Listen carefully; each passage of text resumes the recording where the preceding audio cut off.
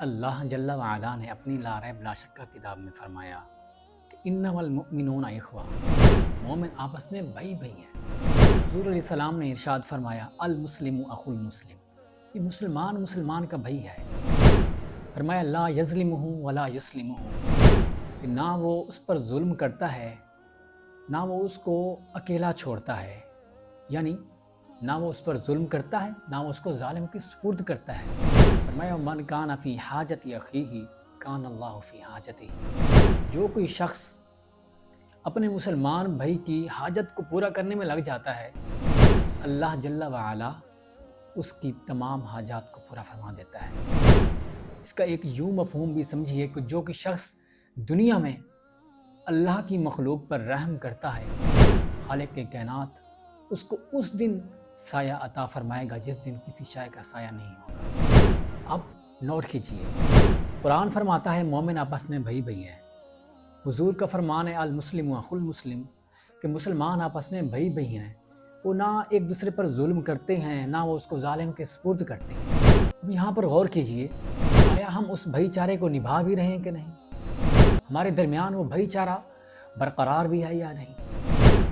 وہ بچے جنہوں نے اپنی ماؤں کی گودوں میں دودھ پینا تھا، آج وہ ظالموں کے ظلم کی وجہ سے جام شہادت نوش کر رہے ہیں۔ جی ہاں، ذرا سوچئے، اگر ان بچوں کی جگہ پر میرے اور آپ کے بچے ہوتے، وہ بچے کہ جن کے نازوں کو والدین نے اٹھانا تھا، آج وہ بچے اپنے والدین کے لاشیں اٹھا رہے ہیں۔ کیا بچ گیا ہے؟ آج ہمارے پاس کون سی طاقت نہیں ہے؟ اگر ایٹمی حوالے سے دیکھا جائے تو پاکستان سپر پاور ہے، لیکن پیچھے ہے۔ حکومتی سطح پر اپنے مسلمان بھائیوں کی جنگی حوالے سے حمایت نہیں کی جا سکتی، تو کم از کم ایک بول کر کے تو ان کی حمایت کی جائے۔ جب اپنی ذات کی باری آتی ہے، جب اپنے بچوں کی باری آتی ہے، جب اپنے ماں باپ کی باری آتی ہے، ایک گالی دینے پر ہم قتل کرنے تک آ جاتے ہیں۔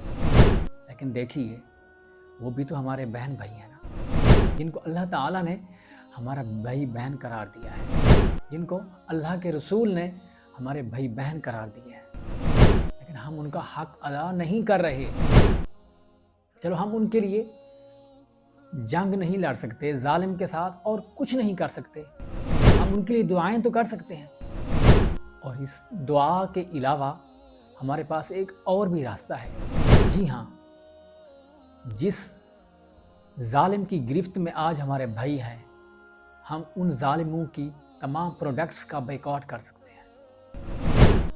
آپ کہیں گے بیکاٹ سے فرق نہیں پڑتا، ایسا ہرگز نہیں ہے، بیکاٹ سے بہت زیادہ فرق پڑتا ہے۔ میں چند دن پہلے دیکھ رہا تھا کہ یہودی وہ چلا رہے تھے کہ ان کو تقریباً 16% ان کو کمی ہے، یہ نقصان پڑا ہے ہمارے بیکاٹ کرنے کی وجہ سے، لیکن ہم نے یہ بیکاٹ مکمل طور پر نہیں کیا تو اتنا خسارہ آیا ہے۔ اگر ہم یہ بیکاٹ مکمل طور پر بھرپور طریقے سے کریں گے تو یقیناً اس سے ان کو بہت بڑا نقصان ہوگا، اور اس نقصان کو برداشت نہیں کر پائیں گے۔ ہمارے مسلمان بھائیوں پر ظلم کرنے سے وہ یقیناً باز آ جائیں گے۔ تو جو آج آپ کے اور میرے بس میں ہے ہم وہ کر سکتے ہیں، اور وہ ایک دعا ہے، دوسرا بیکاٹ۔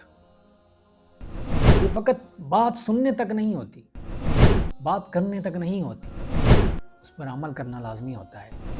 آج ہم بہت سارے پینافلیکس تو لگا دیتے ہیں، ہم بہت ساری پوسٹیں بھی شیئر کر دیتے ہیں، ہم بہت ساری ویڈیوز بھی بنا لیتے ہیں، پر عمل نہیں کر رہے ہوتے، وہی کام کر رہے ہوتے ہیں جسے ہم منع کرتے ہیں۔ تو فقط بات کو بات تک محدود نہ رکھو، بلکہ اس پر عمل کر کے دکھاؤ۔ میں آپ سے مسلمان ہونے کے ناطے اپنے مسلمان بھائیوں کے لیے اللہ تعالیٰ کے فرمان اور رسول اللہ صلی اللہ علیہ وسلم کے فرمان کو ملحوظ رکھتے ہوئے آج یہی کہتا ہوں کہ پلیز اپنے مسلمان بھائیوں کا ساتھ دیجئے، ان کی ہیلپ کیجئے، ظالموں کی تمام پروڈکٹس کا بیکاٹ کیجئے۔ شکریہ۔